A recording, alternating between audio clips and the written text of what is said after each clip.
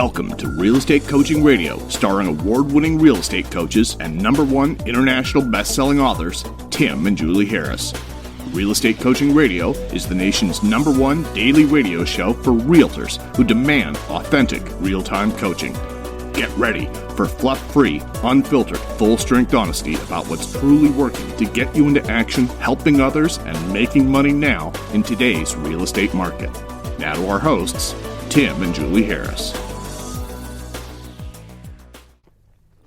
3, 2, 1, and we're back, and Julie and I are broadcasting live from lovely Miami Beach, Florida. We are looking out of the window in our hotel room at the beautiful ocean and the sands and whatnot, and some of you might be surprised. Tim and Julie, you live at the beach in Puerto Rico. Why would you go to the beach in Miami? Which, good question. You know, actually, we've had 3 people ask us that very question when we tell them that we're going to Miami. Especially people who live here. You're going like, hold on, we go to Puerto Rico for vacation. You're coming here. Didn't you get that all wrong? Well, we're here because we're, for the holidays, obviously. We're doing a little light Christmas shopping for the Zoster. Yeah, exactly. And also to visit with a lot of friends. So that's why we're here, primarily. And it's, of course, a nice time of year to, do a little traveling, and gives you an opportunity to do a little bit of reminiscing and I think appreciating as well. And so also the most important thing that all of you need to be doing this time of year is working on your real estate treasure maps. And we've been talking with you leading up to what we're going to be focusing on for the rest of this month, which is helping you complete your real estate treasure map. So the real estate treasure map is your fill-in-the-blank business plan. Not just a business plan, but also your life and your business plan, breaking everything down. So when I say life and business plan, I mean it's helping you to set specific attainable goals in both your business and your personal life. And the real estate treasure map is completely free. You can download it. We'll give you the information on that in a second. So what we're going to be focusing on today is what we started on yesterday when we were talking about Napoleon Hill's a great book, Think and Grow Rich, which, by the way, is one of the books that we give you for free, and it's not included with the Real Estate Treasure Map. It's actually a separate book in addition to the Real Estate Treasure Map. So Napoleon Hill is, and if you aren't familiar with him, I suggest you fire up the Google machine and research him. But Napoleon Hill, I think, will be largely, I think people would not argue against the fact that he's maybe the grandfather of not just the mindset movement. No. I would say he's beyond that, honestly. Thinking big, understanding in business how to become profitable, but really adding your mindset plus action. And I think he's one of the founding fathers of that. And the thing that we wanted to concentrate on today, and maybe this will become a 2-part, we'll see, is translating some of his thoughts. And of course, we allow you to download and use Think and Grow Rich for real estate people. And because this is an older book, Napoleon's book is a 20s. little bit, written in the 20s. Yep. And so, you might think, well, how is that relevant today? When you download the version for real estate, you'll know exactly how it's relevant for today. And we'll also talk about this a little bit in the next podcast here. So we wanted to highlight the 5 biggest ideas, but of course, when you download that, you'll get the full version. Keep talking because I don't have the phone number memorized. Oh, I was wondering if you did. I don't have it memorized. Okay, you'll get to it. All right. I'm so we're looking going to start out with the 5 biggest ideas from Think and Grow Rich. There's a whole lot of different ideas, but we want to kind of get you chewing on this so that you'll be inspired to actually download the whole thing. The 5 big ideas start with number 1. The starting point of all achievement is desire. And, when we talk to you guys in the treasure map, we talk about sorting out your different desires and your goals into 5 areas of life. But sometimes you guys struggle. Sometimes people in general, whether it's real estate professionals or otherwise, I've had people tell me on coaching calls or at live events, gosh, I really don't know what I want. I don't know how to actually do this whole goal setting thing. And there's different levels of that, right? So there's the basic struggling to get through life, figure out how to pay your bills level, because that makes it very clear what your goals are. You want to have a little something left over every month. Then you get that figured out. And then maybe you get to the point where you want to start doing some investing. And then our listeners who are maybe getting to be grizzled veterans are like, you know what? I got my house paid off. I got my cars paid off. Got my kids and grandkids 529s covered. So gosh, I don't know what to want. And so this is one of the things that we cover in the treasure map, trying to get you to think bigger. All right, I found it. Okay, so all right, so I commercial have to break. I'd use my cell phone, right? So the phone number to download your real estate treasure map, you have to text this phone number, and we text you back a link. Is that cruise ship actually moving? No way. Somebody's honking about something out there. Hold on. Why did everyone on the beach all of a sudden stop moving? But you kind of think they'd get out of the way of something of Was that that a size on tsunami their own. alarm or something? No, but Wait seriously, and did you notice see. everyone stopped? Yeah, it's a little weird. I don't know if listeners heard that noise, but it was a very loud... Well, luckily we're on the 7th floor, so we should be okay. Yeah, we were looking at this cruise ship. This cruise ship hasn't moved since we got here. And so here's what's happening. Either that's the world's cheapest cruise, like people paid $15. It's just a ship. It's There's just no a cruise. ship. Well, so there's either a lot of people on there, but they just aren't going anywhere, which I doubt, or it's a vacant cruise ship. And you actually, we'll get back to our points. Yeah. You actually had I read an interesting article about the cruise ships, the fact that there's an overabundance of, an oversupply of rooms and people aren't rushing back to cruise ships. Yeah, and so in fact, and I've seen an aerial photograph. I can't remember where the biggest amount, there's someplace in the world, there's a photograph of like 40 of these giant cruise ships just docked kind of all together out in the sea. Yeah, not right? docked, but they're basically just, they're not moored in the sense that they're... Because you can't dock them like at the servicing places all over the world. There's too many ships for docks. So they're having to basically, anchor them out at sea and wait for business to come back. I think that's what we're looking at. I think so too. So outside in the ocean, it would have moved. Right, outside in the ocean, there's this massive cruise ship. I can't even count how many floors that damn thing is. It's at least 15 floors, I think. It's ridiculous. Yeah, It but just anyway, really is. that horn, I don't know what they're up to. Anyway, we digress. You can tell it's live. Right. Well, but again, the cruise ship is sitting there with, essentially, obviously, being somewhat forgotten about as world marches on. Just an omnipresent reminder that, yes, we're still experiencing the fallouts from COVID. It's literally floating right in front of us. Yes. Well, so anyway, if you want to download the Real Estate Treasure Map and all the other books that we give you for free, you have to text 2021 to 855-685-1045. So just go ahead and text 2021 at 855-685-1045. And when you do, we'll text you back a link and you can download the Real Estate Treasure Map.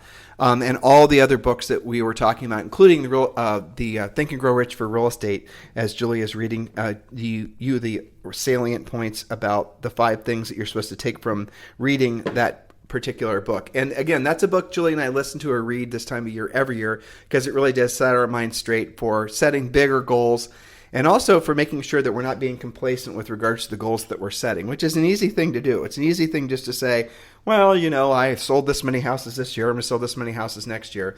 That's not really the type of goal that's going to motivate you for long. What's important when you're goal setting is you attach yourself to goals that are actually going to be immediately sort of emotionally stimulating, or that are going to lead up to something that's going to give you an emotional payoff. And so when you're listening to today's points, and you're listening as we roll out the rest of the Real Estate Treasure Map for the rest of this month, and you're thinking about your own particular goals, the real important thing is you set goals around what you want, not what other people want for you. Because if you are one of the normal agents and normal people, really, you're going to go and start talking with other people about what their goals are. Or maybe you're even going to ask people for suggested goals. You won't accomplish those because they're not meaningful to you. So when you're going through this process, make sure when you're writing something down, you're considering it, you attach your emotions to it and ask yourself, how does that goal make me feel? And if you feel a little spark of excitement about it, then chances are you're on the right path. And if you don't, perhaps you need to think bigger. And this is one of the reasons why Tim and I travel as much as we can, getting back to it a little bit with, in spite of the whole COVID thing and with caution, of course.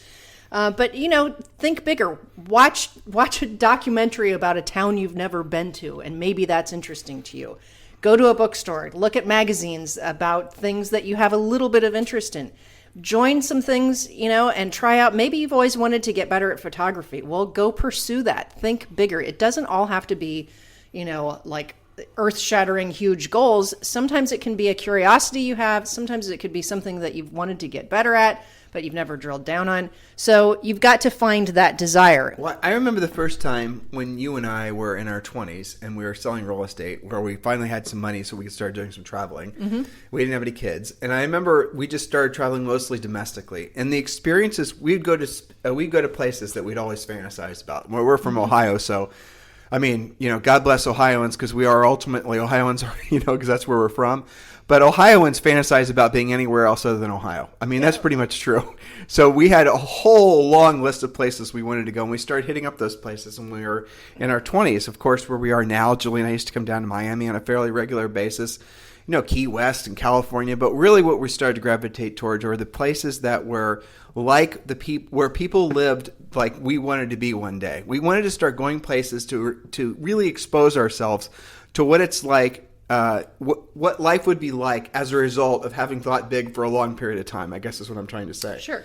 And to get a variety of those experiences, right? So, going to Italy was pretty amazing. We always reflect upon that quite a bit. And, going to the UK and seeing castles and, but it doesn't even have to be that. Maybe you are listening right now and you have never been to a beach before. It's entirely possible.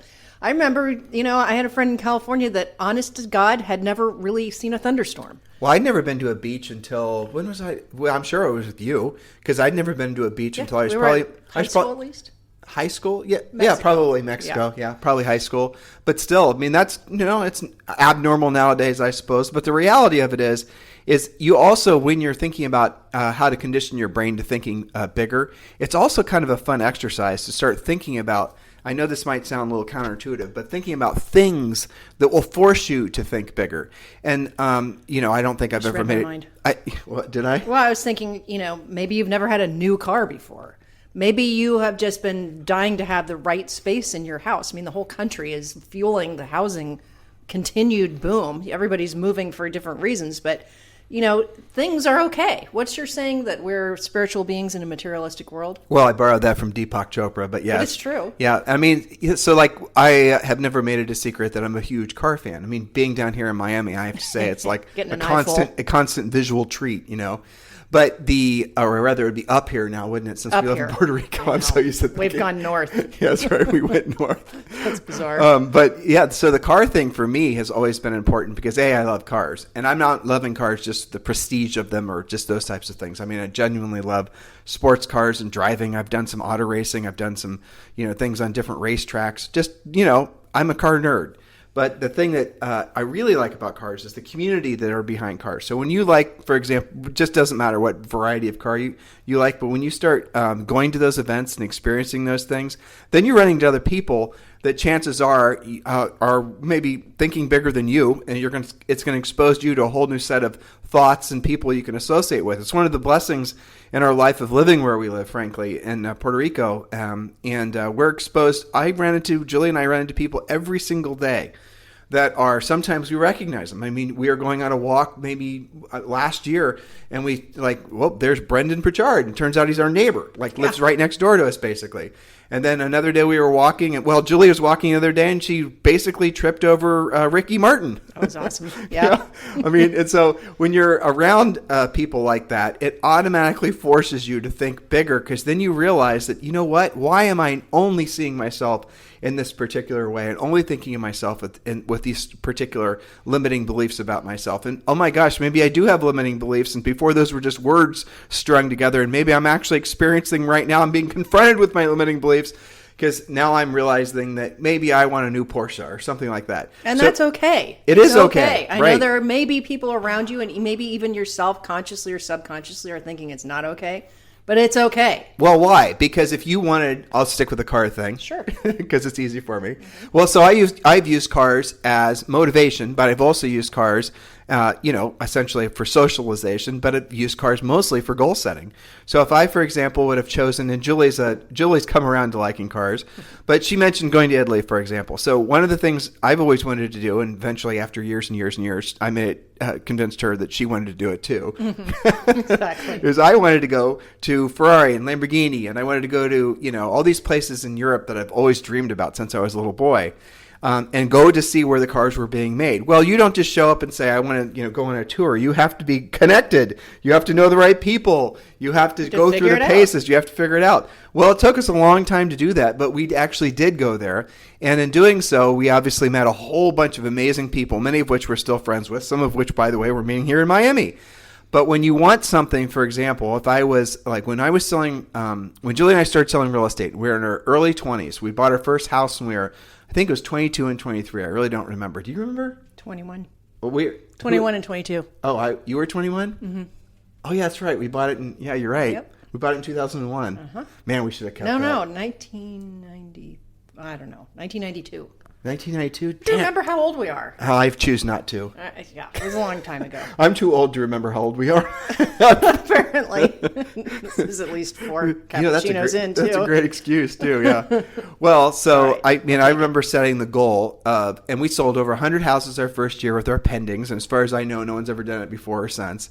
But I set the goal of buying a Ferrari, didn't matter if it was used or not, by the way, I just want to edit this, before I turned 30. Well, it was after I turned 30, but I did get a Ferrari. It was a 348 I remember it. Spider or something. It was not a good car. I did not keep it for long. But it was not the point. The point was basically to have set a goal and to have accomplished getting the goal.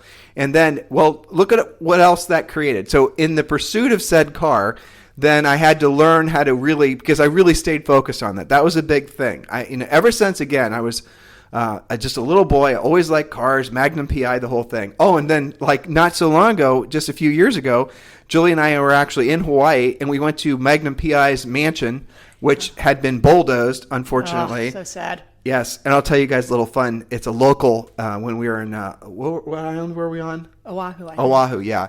And so we walked all the way to see the mansion. I don't know how many, it's like of the 10,000 plus of you listening right now, there's like 3 of you know what I'm talking about. Well, the rest of you just suck it up because this is a good story. Hit the Google machine. It's okay. This is a good story for the 4 of us who like this. Maybe 5 with Julie. So the whole show was filmed at this place called Robin Masters Estate, and we could walk there, which we did. And we walked there, and sure enough, the whole place, except for the guard shack, was all bulldozed.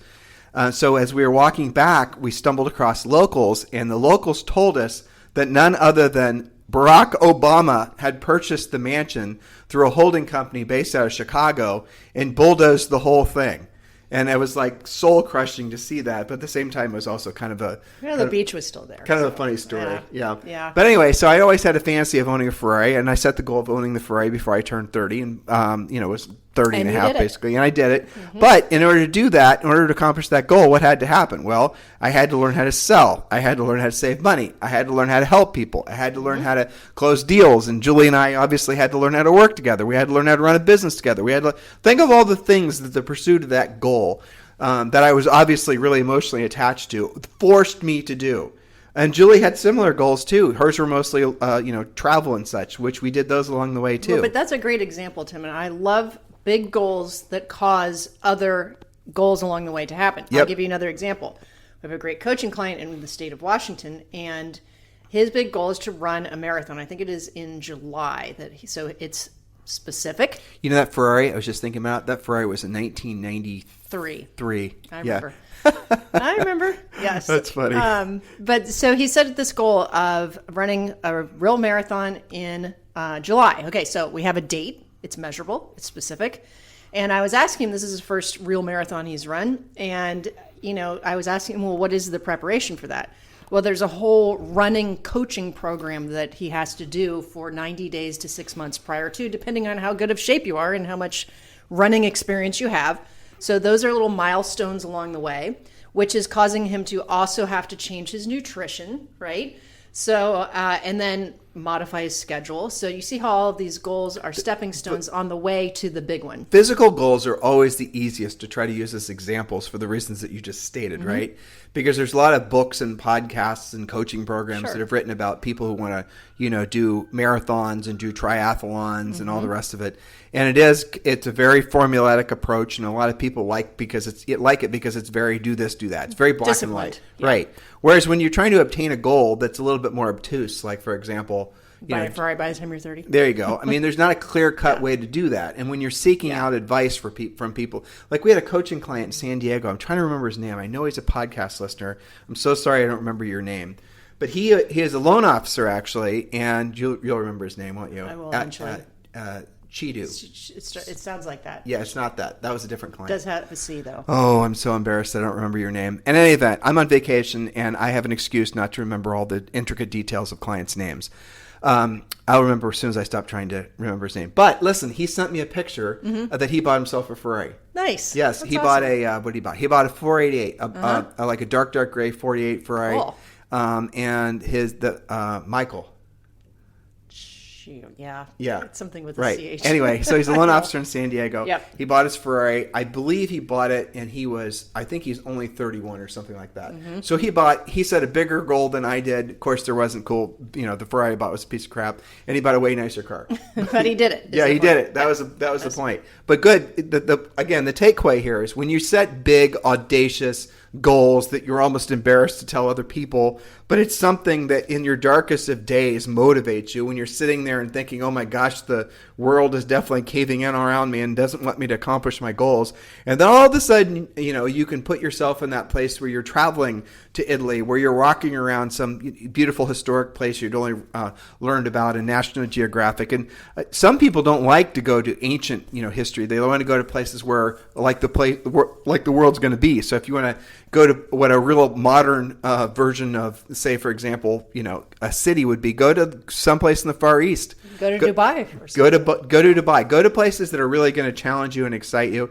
And if traveling doesn't excite you, just find something that really will spark, but it has to be a big goal. So that goes back to the point I was trying to make earlier, that if you don't set goals that are going to really motivate you, then you're never going to accomplish them because you really don't give a crap about them. And the goals that most of you set are just like that. You're not setting goals that are going to make you uncomfortable. So there's a nice little principle, you're familiar with all this, or at least not, will be in a second, is whatever your goal is, what would it be like to 10x that goal or 20x that goal? So if your goal is to say, for example, save $100,000 in the next 12 months. For some of you, no problem. You do that in a month. Others of you, that's a huge goal. Well, what if you were to set the goal instead of saving $250,000? How would you go about doing it? Well, that's where the real estate treasure map kicks in. That's where essentially you have to remember the goal is a dream with an action plan. So Julie's got 5 great points directly from Think and Grow Rich to summarize the book and hopefully to motivate you guys to actually download it and start reading it. So that was number 1. The starting point of all achievement is desire. So you've got to work on that very specific goal setting and what your actual desires are. Point number 2, you are the master of your destiny. That means you've got to own it. It's not up to somebody else. It's not up to waiting for the market to change. Most of you guys have really killed it in the year of the pandemic. And I think that should be very inspirational to all of you. If you can have some of your best years ever during a global pandemic, you ought to be fine when things turn around. You know what I'm saying? So if you haven't owned it yet, now is a great time to do that. We had a point last week in some of our mindset ramp up points to getting to the treasure map, which was stop waiting for the market to change. Stop waiting for yourself to feel like it. Stop waiting for, COVID restrictions to go away. Stop waiting for somebody else to make decisions for you. Stop waiting for clients or prospects to call you back. You have to be proactive and you've got to own it. So that's a big point in Think and Grow Rich. Point number 3, when defeat comes, and sometimes that's perceived defeat, sometimes it's real defeat, accept it as a signal that your plans are not yet sound. Rebuild those plans and set sail once more towards your coveted goal. And there's so many places in real estate where this can happen, where you're thinking you're defeated. Well, maybe it's because, you're trying to do what you've always done in a market that wasn't like this. And I'll tell you the most obvious example I have from this, Tim, and I won't get stuck on this, but it's so prevalent. When you feel defeated because, okay, I've got all these great buyers, but I can't find them anything to buy. That's because you keep on using only the MLS and you're not thinking out of the box and you're not acting in a modern world with low inventory. So that means that your plan of action for helping the people who you have just promised to help needs tweaked. You need to change how you're going about things, right? We should interject something here because I was just, as I'm looking out, you're talking about COVID, you mentioned that. And Julie and I are staying at the Ritz-Carlton in Miami Beach, and we're looking out over the ocean, and then in the foreground is the pool. And do you notice how they basically have social distancing around the pool? Did you notice that? I do. They've modified. They modified, yeah. And there are people here. But you notice how most of the people, what they've done is they've unmodified the modifications. Some of them. I think some of it's families hanging together. But, yeah, me too. But yeah, I mean, we're all having to live with this. But I think we're pulling away of not doing anything. We still have to do stuff. Another thing that worked for Julie and I that I'll suggest to all of you, and frankly, there's different iterations of this now that we didn't have available to us. But the other thing that we always would, I can't say always, we didn't do it perfectly, but we did it pretty damn close, is we always had I said always again. Well, we'll stick with always. We always had the notion of by the time that we were in our late 30s, early 40s, that we'd be able to live off cash flow from paid off rental properties. And it was definitely a hard road to go. I mean, we wanted to make it so that one day we get to the point where our money was working for us and we no longer have to work for our money. We always had that as a vision, but did we always stay true to it? Not exactly. Sometimes we strayed.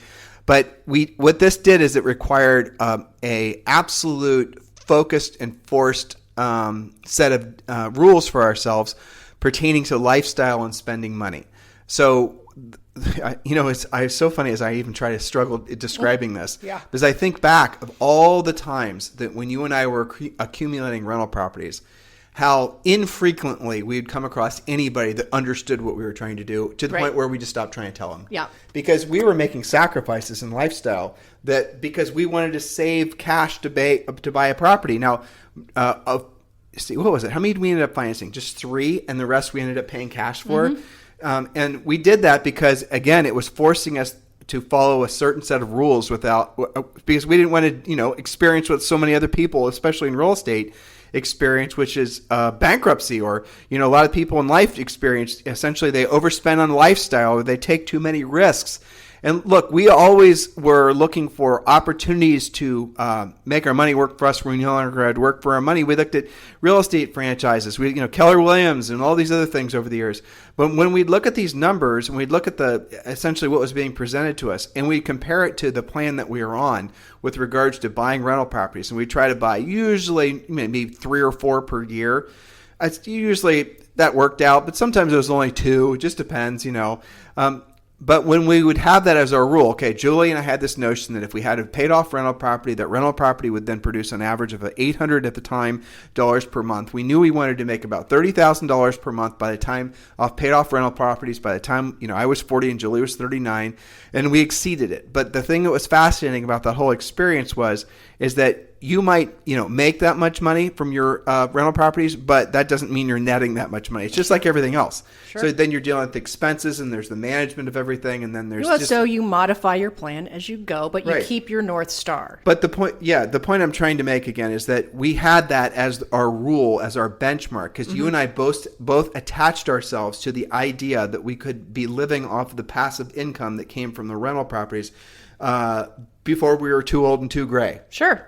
Okay, and that is what we did. And we wanted to be able to say in our 40s plus, thank you, past Tim and Julie, for keeping that North Star, for modifying your plan, for sticking to it. Yes, for looking at other opportunities, but sticking to the overall goal. But we didn't take any of the other opportunities, and I'm glad we didn't. Yeah, well, because we're us now 50. Well, but even at the time. But yes, even younger, I would agree with that. This is worth reflecting upon. Actually, I don't think you and I actually talked about this. But I remember when Keller Williams was coming to Columbus, Ohio, and we know Linda and Jim McKissick and the whole thing, and we were seriously considering a franchise, maybe even trying to invest in a region, the whole thing. And we looked at the numbers, the amount of money you had to invest, how long it would take. Well, we looked seriously. This was not one conversation. We went to Austin. We did the training. We looked very seriously at the numbers. And the numbers didn't make sense because we knew for the amount of cash that it would require for us to put into it, and this was back in the 90s, now it's obviously a lot more, how long it would take and what it would take for us to essentially get any kind of meaningful return on investment on that cash, it didn't make any sense to us. And when we tried to express that to other people, it didn't make any sense to them that what we were trying to accomplish. But now that I look back, and yeah, I guess you're right, Julie, because we're 50. But the reality of it is when I look at people that have invested, not just in Keller Williams franchises, but in franchises as a whole, there's not a single one of them wouldn't just love to get out of owning that franchise. Because the thing about being a broker is, for the most part, it just makes you broker. The brokerage model was not great then, and it's certainly terrible now for the most part.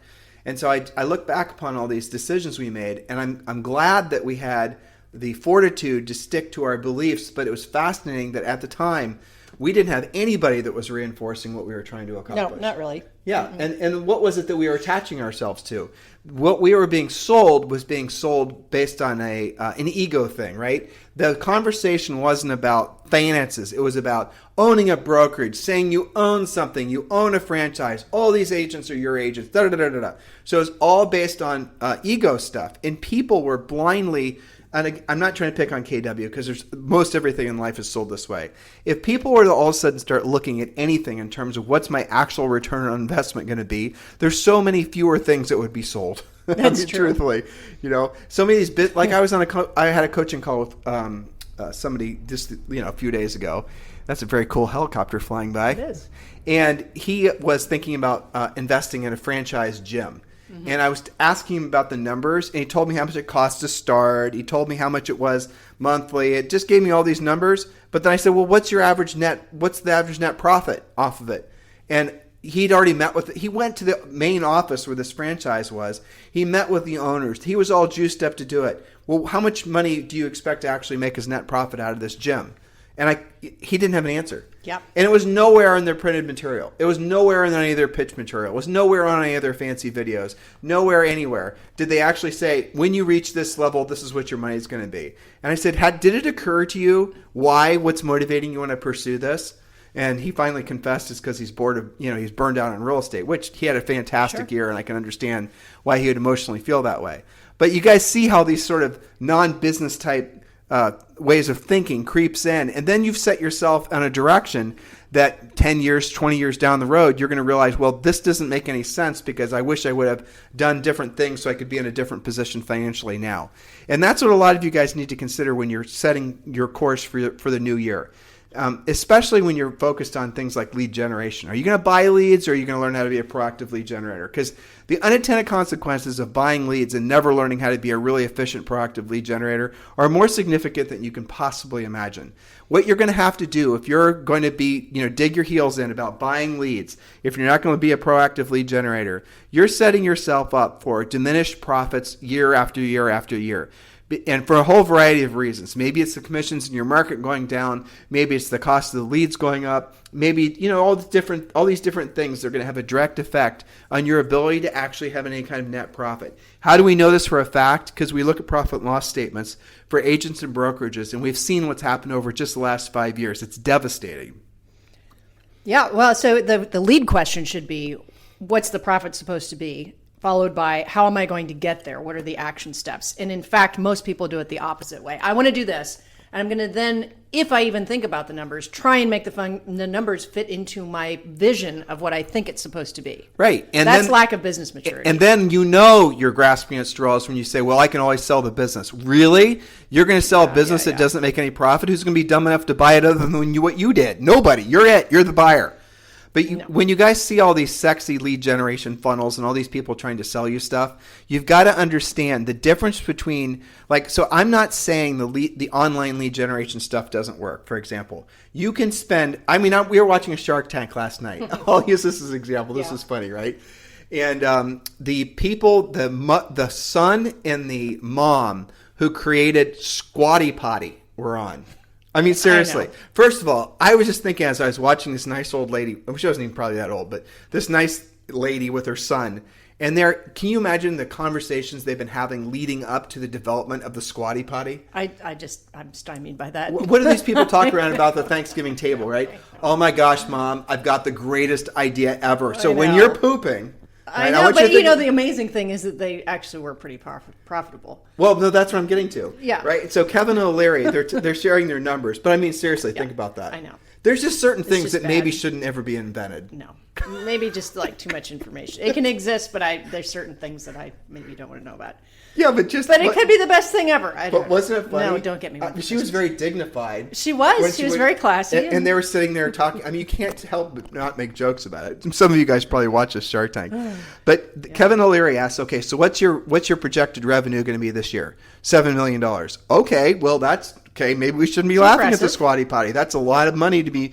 And what's your product cost? $25. What's your product cost to make? $5. Well, this sounds good. Hold on. What's your net profit going to be? And it was like $750,000. What? Hold on. You're making $7 million. Yeah, off $7 million, and you're making $750,000. Explain. And then he goes to say it's the cost of the leads that's what it costs. We have to spend an extraordinary, because it's not going to product.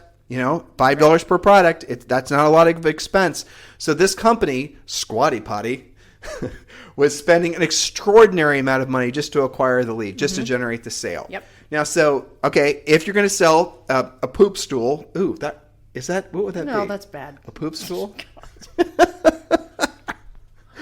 Oh, so you can't not make fun of it. I know. Well, what was it, Kevin O'Leary that sent them? This is the most interest I've had in a crappy investment.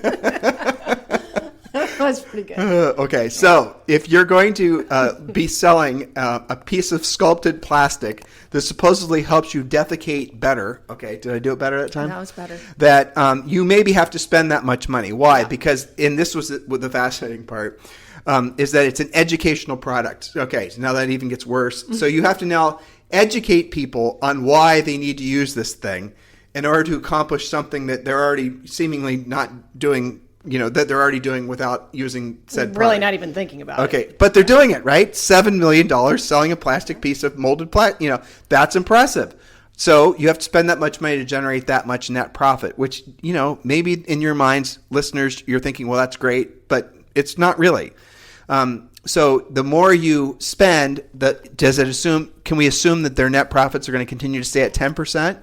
Probably not, because generally what happens is the bigger you want to make your business when it's a product business like that, the more money you have to spend on customer acquisition, because you can assume that they're doing the things that return the best return on investment as far as marketing and advertising.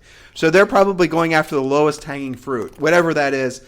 Emailing, or maybe it was radio, or maybe whatever it was. And that's what they're doing to actually generate the sales, the things that are going to get the most bang for the buck. But if they want to expand sales, what are they going to have to do? They're going to have to go after the types of marketing and advertising and lead generation that does not get them the same return on investment, which means they're going to have to spend 3, 4, 5 times as much money to generate the same amount of net profit. Do you understand, listeners?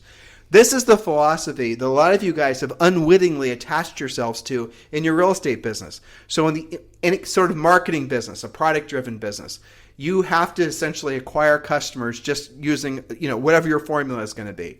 And so a lot of these internet marketers, and the whole internet marketing thing really fired up in the 90s. And it makes sense because that's really when the consumer internet came online. And so a lot of these internet guys who are learning on the job were selling products, and they were selling info products. They were selling this product and that product. And then one of the products they all realized that they could sell the easiest was their product was going to be teaching how other people can sell crap online. So all these big internet marketing gurus went from selling products of squatty potties or whatever the heck they were selling to then trying to sell the business opportunity of selling products. That's kind of one of the igniters of the whole guru industry, or the whole self-proclaimed expert industry, which still is alive and well today. Some of you are tuned out, but just stay focused here. So what happened was a lot of the people that basically bought into the idea that they were going to be marketing experts, or they're going to be internet lead generation experts, then they needed to find so I'm going to call myself, I'm going to be a self-proclaimed, internet lead generation expert. I'm going to take some classes from Frank Kern or from somebody else, and then I'm going to be the man, right? Now I need an audience. I need to come up with a product to sell. So what am I going to do? I know what. I'm going to sell something to real estate agents. Because real estate agents are not generally that sophisticated in where they spend their money. It's a viable market. So I'm going to create a product where I'm going to teach them how to do X that's going to solve ABC problem. And maybe it's lead generation, or it's almost always lead generation oriented. So that's where a lot of these guys and where a lot of this industry sort of came from, was essentially the evolution of knowledge that was evolved to sell products online. Now, here's the difference between what that sort of core basic information, that everything I just described to you, it is applicable to real estate, but is not directly applicable to real estate, because you have something that they don't have. If I wanted to sell squatty potties right now, and I was not going to advertise, how am I going to sell them, right? What am I going to do? Set up a booth on the beach and try to give demonstrations on the beach and how to use the squatty potty? I mean, really, you're not going to do that, right? So what happened was, what happens in the real estate is you don't actually have to spend money to find your customers. And everyone tells you have to spend money to find customers because they are spending money to find you. You're their customer, trying to convince you that you have to spend money to find your customers. I know that sounds convoluted, but hopefully you guys are attaching to what I'm saying. The reason you don't have to spend money to find customers is this simple fact. If you focus on becoming a listing agent, the customers find you. That's something that not a normal business has. Well, I can't really say that. So, for example, if you are selling, as I'm watching, there's a big yacht going by. What do you think that is? Probably 100 and some feet? Probably. Yeah. It still looks big from all the way back here. It's big enough that, exactly. So, if you're in the yacht business, if you had inventory, so you go and get people to consign their yachts with you, or you buy it with your own money or whatever, then you have buyers that come to you, and then you can basically go out and sell the yachts. No, that's more complicated than selling real estate, isn't it? You can say the car business is the same way, all these types of businesses, but you have to go out there and acquire like if I was in the yacht business and I wanted to resell that yacht, I'm going to maybe have to buy that yacht at wholesale and sell it at retail. I'm going to have to risk my money to basically try to make a small margin on that yacht, right? Mm-hmm. Yep. Okay, in real estate, you guys don't have that problem. And that's the unique thing, and that's something Julie and I... It's huge. It's huge, and I'm going to make this really simple. You can have tens of millions of dollars of inventory. Now, I'm going to lean forward. I'm going to look out the window, and actually all I see is Ritz-Carlton everywhere. But there's condos everywhere around here. So you can go and list some of these condos in Miami Beach for $5 million, $10 million, whatever. And you can end up having $50, $60 million worth of inventory. Now, here's a little interesting fact. Julie and I fired up the Google machine to find out how many listings there were around here. 36, over 30, almost 4,000.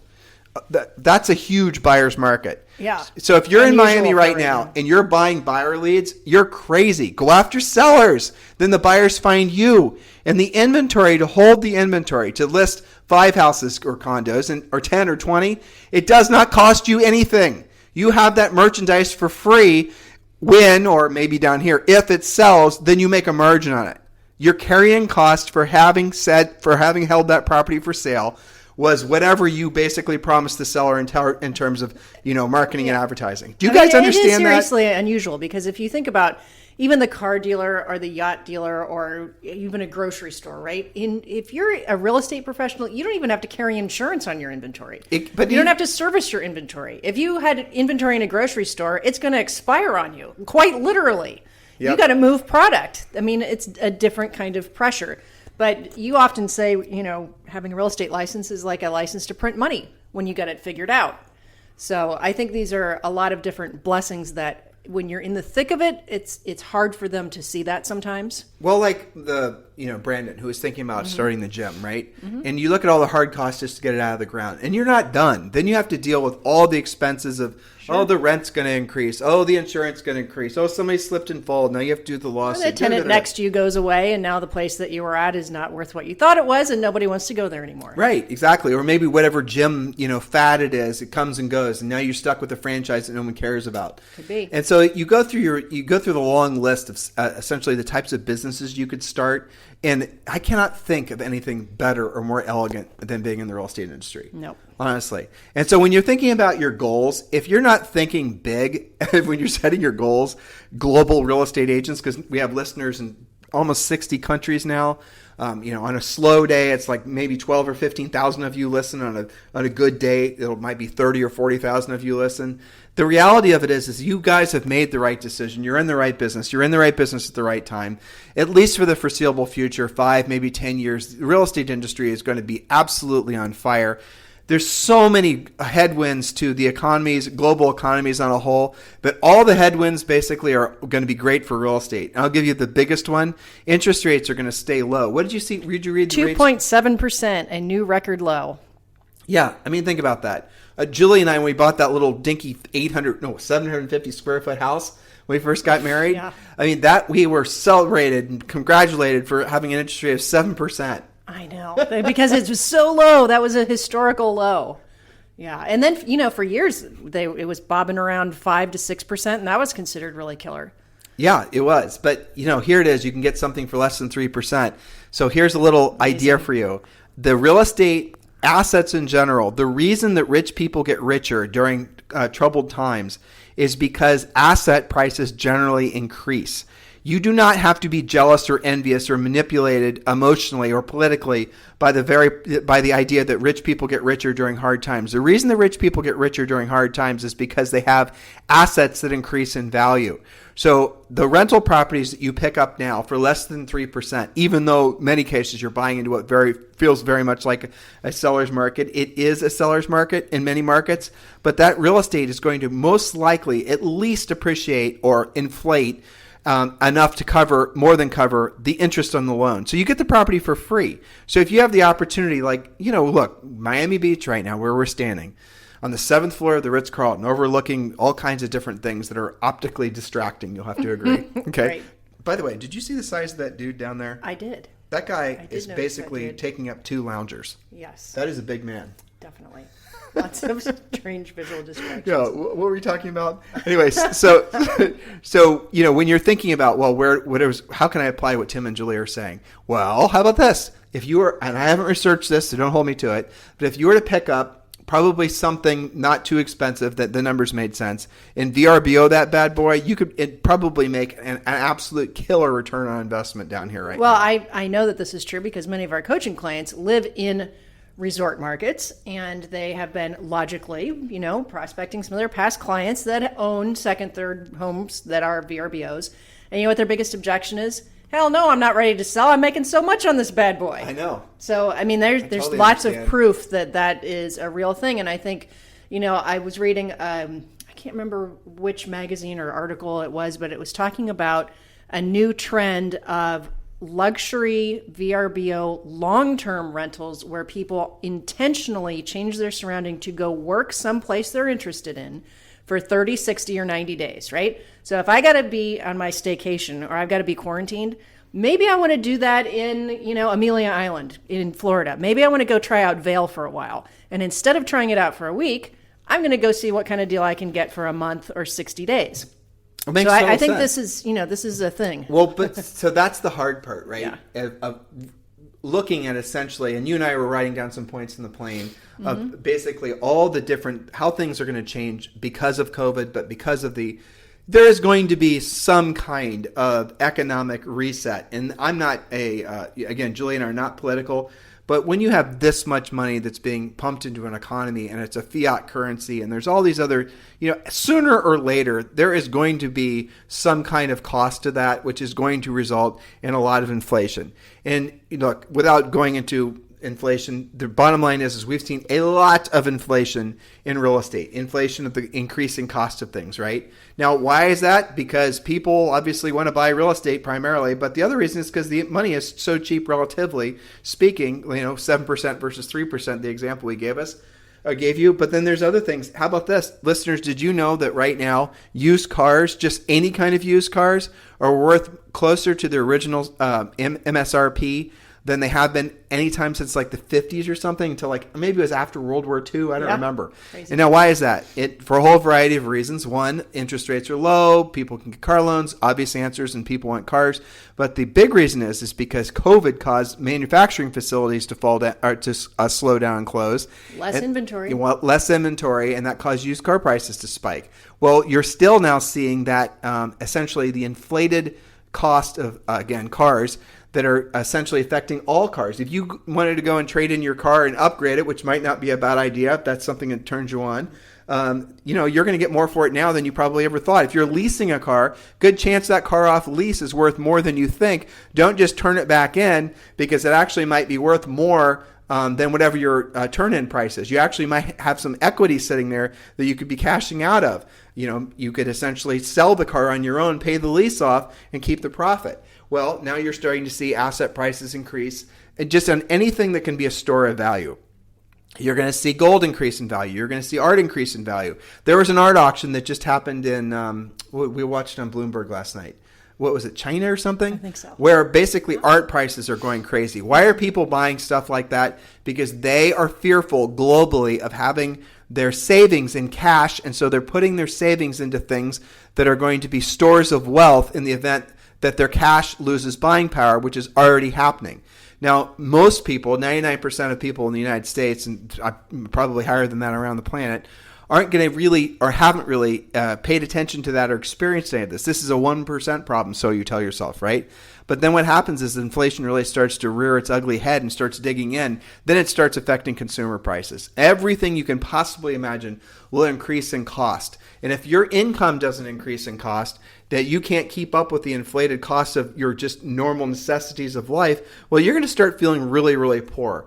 And then if, again, your doomsday scenarios, they believe that maybe hyperinflation will happen. And if hyperinflation happens, then essentially it's a big, huge upheaval of essentially everything that we're comfortable with and knowledgeable of. Now, here's the blessing for all of you in this scenario and all these different scenarios. Yes, during hyperinflation, what I'm about to say isn't relevant. But up to that point, and maybe it doesn't happen or maybe it does happen, only a few extremists believe that's going to happen, just for the record. I don't think it will personally, but I'm certainly not an economist. But leading up to that point, things like real estate are going to continue to accelerate in cost. And your commissions and your paychecks will continue to accelerate in size. That should make you very optimistic. So that's the sort of an interesting byproduct of COVID, is that, again, to Julie's earlier point, real estate has become something that everyone wants to invest in, even at a higher level than in the past. Now you're seeing real estate as being something that's going to be a good store of wealth. And that trend is just getting started, and you're really going to feel it next year. And I'm guessing really going to feel it for the next 5 to 10 years. And then you enter into the demographics and all the, the baby boomers and all the things that people are used to talking about. No one's really relating it to currency like what Julie and I like to talk about, because I think it's most relevant. But that is what's happening. That's what's going to continue. That trend's going to continue. So be optimistic. Think big. That's what we're trying to do. Yep. We're trying to make you feel realistic, but at the same time, realistic and optimistic, but at the same time, we want you to really, really force yourself to make yourself almost uncomfortable with the potential you have for yourself. Be excited. So if you've not yet downloaded your real estate treasure map, I've got to look it up again, Julie. Get something to say? Well, get into action, right? So you've got to think bigger. And for most of you, got to think a little bit differently. Tim was using examples of how you think about your car, how you think about your own home, investments. Maybe you haven't ever considered doing a VRBO type property. Think big. This is the time to decide what you want for next year. This time next year, looking back on 2021, what are you going to be most proud of? What will you have accomplished? What was most significant to you and your family? What did you do? What can you say thank you, past, fill in your name, for having it together and accomplishing that? You can do more than you think. You can think bigger and you can accomplish more. Now's the time to decide what that's going to be. To get your business plan and all the other books, just text 2021 to 855-685-1045. Text 2021 to 855-685-1045. I'm going to caution you guys as we round the bend on today's show about something that I'm sort of rediscovering. A lot of real estate people, a lot of people in general, they only think opportunistically. And I was trying to relate that in my mind to what Julie and I were talking about yesterday, the popular topic of scarcity versus abundance, or as I like to call it, feast versus famine mentality. I think it's the same, right? So if you essentially are not, if you're just opportunistic, what does that really mean? Opportunistic means you're just looking to grab the next, apple on the tree.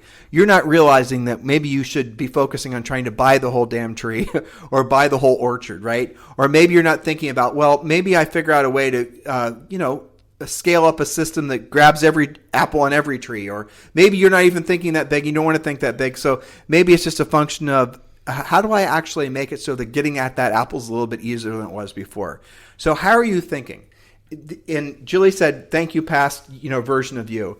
And so we are having this morning over coffee, actually, we're talking about being grateful and thankful for the past versions of us. And I hope you guys have past versions of you that you can be thankful and grateful to as well. And if you don't, or if you don't have a lot of things to be thankful for, and let's keep it practical and tactile here. Let's not go too much into the woo-woo. Let's just keep things practical and tactile with regards to finances primarily. So if you don't have enough things that you're grateful for, the past version of you having accomplished, then it's probably about time that you take that seriously, because the older you get, the more relevant that's going to become as something that will feel mournful or regretful for. Look, if you're young, you think you've got a lot of time, and hopefully, God willing, you do have a lot of time, but the reality of it is that time goes by faster than you think. I'm shocked, frankly, by the number of people that we see down here in Miami that are in their 20s and their 30s that are spending money like crazy. I'm actually really surprised. When I was seeing all those fancy cars drive by, they're all, you know, it's not, we're not so old that we can't like somewhat, you know, I'm not thinking, oh, look at those little kids. But a lot of these were definitely people in their 20s. They have to be making payments on those things. And they're just buying lifestyle. And I just wonder, is that something that the future version of them will be thankful for? Maybe, because they'll have had the experience. Maybe they were like you when you were 30 and that was a goal. Exactly. And I'm with you on that. It's entirely possible. But would they have been more thankful if they'd been doing that and investing? Probably. Sure. I think that's the point of the treasure map is, you know, it's one thing to say, all right, you know what, I've been working. It doesn't have to be either or. Right. And it's different. If you would say, maybe you feel like, you know what, I worked my ass off this year. I'm going to go do this. I'm going to do that. Okay, that's fine. But it's more impactful when you say, you know what, I have this really big goal that I'm going to work towards. And I know that's going to cause me to make some changes that I've maybe been procrastinating.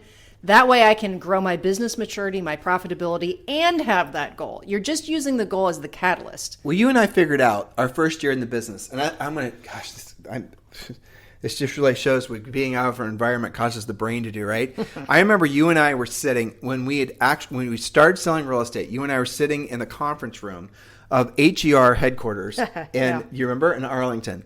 And I remember we were sitting there waiting for Harley Jr. to show up, and he showed up late, and he was all sweaty, and now he's a congressman, basically. He moved to California, and now he's a congressman, a Democratic congressman. Did you know that? Did I tell you that? Mm-hmm. Yeah, so as soon as they sold HER, they moved out of Columbus, and they moved to California. Yeah. Well, so it's all right, whatever, you know. So I remember waiting in the conference room for him to show up, and I remember we were in there by ourselves, and, you know, it was some stately sort of, you know, exactly what you'd expect. Yeah, dark brown walls, dark brown, you know, it was vinyl furniture. I remember that. Yep. But I remember looking out this window, and out this window you could see just thousands of houses. You know, maybe a 5-story building. I don't remember all the exact details. But I remember thinking and saying to Julie, do you see all those houses out there? Every one of those, when those go up for sale, is a 6% commission. Yep. You know, every single one of those. We're looking at the window of nothing but never-ending opportunity. Every place you look, there was an opportunity to make a commission. And that was when basically we're in our, you know, first year of the business and choosing a broker. And that thought right there has always stayed with me, because without knowing it, we'd chosen the best industry in the world to get into because we were selling something that everyone needed. So we were talking before about if you wanted to open up a yacht business or a gym, or if you want to start selling whatever you want to sell, not everybody needs what you're selling. And furthermore, people aren't going to buy what you're selling if they're not in a certain emotional state, or if they're not, you understand, certain things are only bought during, you know, but real estate is something you need all the damn time, you know? Yeah. You always need a house to live in, whether you're owning it, whether you're leasing it, whether you're buying as an investment. Can you think of anything else other than, you know, obviously, you know, toilet paper and commodities that you have to buy? All I got is groceries and not even gas for your car. You could take the bus. You could live a place that's very, you have an electric car, frankly. Urban. Yeah. But I mean, cars are actually a salient example. But have seen tons of people around here on e-bikes. Yeah, absolutely. So not even that. And, you know, all I've got to come up with is maybe water and groceries. Yeah, that's it. So picking an industry that is where everyone needs what you're selling, that is incredible. And have I'm noodling. You got your thinking face on. I was thinking maybe pharmaceuticals, but, you know, not everybody gets sick. So maybe not everybody needs medicine. No, not everyone needs medicine, but you always need a place to live. Yeah. You always need, you know, a roof over your head. Mm-hmm. You do. That's right. God willing, you don't become homeless. But the reality of it is that that's an industry. Housing is an industry which will always be the backbone of certainly the U.S. economy. That is an amazing thing. Well, but that's also a mindset. I will never forget when you had an interview with Frederick Eklund, and he said, when I walk out my door in Manhattan, every single person that I run into has housing on their mind. Renting, owning, leasing, investing. Somebody's thinking about housing all the time. And you got to think about it that way. And so if you're a real estate agent and you're thinking that you have to buy your business, or if you think business is hard to come by, or if you think real estate is anything that is even remotely associated with limiting, you don't get it. You're not doing real estate right, because you've chosen an industry that has no limits to how much money you can make and the number of people you can help.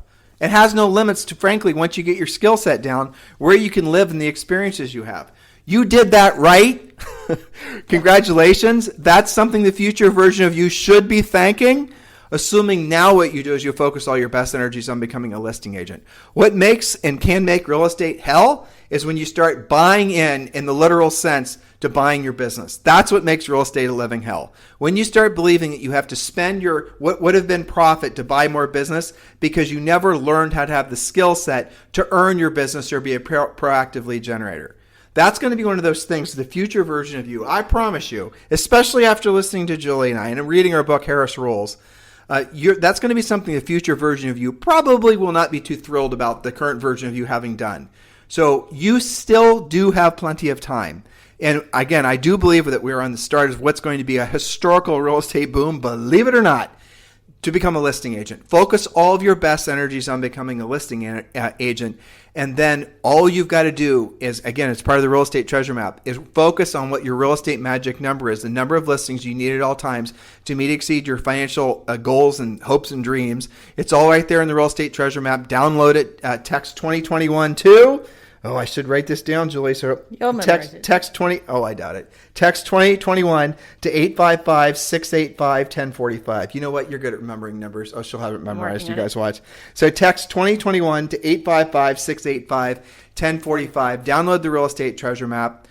Make it so the future version of you, and maybe it's just in a year. Maybe a year from now, we're sitting at the beach together, right? And we're in, Miami, or we're in Puerto Rico, or we're in Spain, or south of France. No, it's cold there. Forget that. Nope. But we're someplace together next year around holiday time, and we're looking back at what you did over the last 12 months. What is it that we're celebrating? What is it that we're looking back upon that you're really going to feel proud of having accomplished? Is it your logo? Is it your website? No, it's going to be the money you saved, the people you helped, the net worth that you created for yourself. It's going to be you moving closer to the version of you who is financially independent, who's frankly rich, where your money works for you. You no longer have to work for your money. Isn't that the reason you got into real estate ultimately? When you peel back all the layers, wasn't it for a sense of accomplishment and financial freedom? Chances it was. Chances it were? Chances are it was. There you go. I'm officially done. On that note. So download your real estate treasure map. We're going to start talking about it in the next couple of days and helping you actually fill out the pages and doing the math. Math. I said it. Math. Don't worry. You'll make it through. And thank you for listening today. Thank you for continuing to make this the number one listened to daily podcast for real estate agents in the world. No, not quite yet, but at least in the United States. And if you ever need us for anything, if you want to talk to Julie and I about joining our EXP family, yes, Julie and I would love to sponsor you at EXP. If you're ready to choose the right sponsor for EXP, just text me directly to my cell phone, which is 512-758-0206. 512-758-0206. In the meantime, you guys have a fantastic day. We'll talk with you on the show tomorrow. This program has been a presentation by Tim and Julie Harris, Real Estate Coaching. For more information on our real estate coaching and training programs, visit our website at timandjulieharris.com. Remember to tune in weekdays at noon for upcoming shows, and until next time, thank you for listening to Real Estate Coaching Radio with Tim and Julie Harris.